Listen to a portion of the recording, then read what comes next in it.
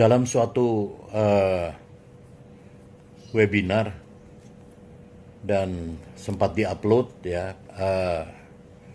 Pak Abdullah Hehamahua sebagai bekas daripada penasehat Komisi Pemberantasan Korupsi menyatakan banyak hal yang dilakukan, yang pada intinya melakukan pembelaan terhadap 51 orang yang tidak lulus tes.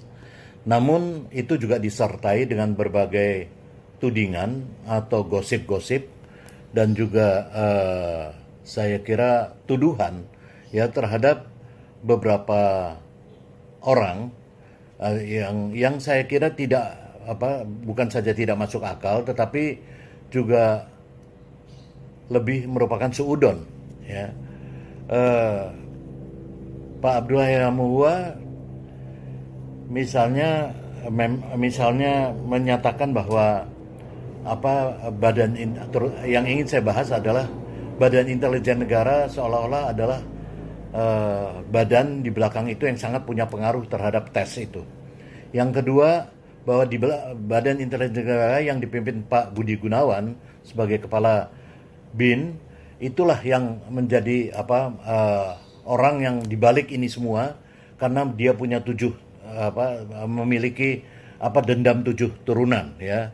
Ini agak lucu ya saya kira, karena apa yang disampaikan ini selain tidak berdasar juga omong kosong ya, karena saya tidak bermaksud membela Pak Budi Gunawan karena beliau pasti bisa membela dirinya sendiri lebih dari saya, tapi ini perlu diluruskan untuk orang yang mendengarkan hal semacam ini. Yang pertama, saya ingin mengatakan bahwa soal-soal tes itu soal remeh-temeh ya, dan soal tidak lulus itu juga soal remeh-temeh. Orang tidak lulus dalam suatu tes itu terjadi di mana-mana ya, dan yang tidak lulus pun hanya 5,4% ya, atau 75 orang, yang artinya 94,6% lainnya lulus.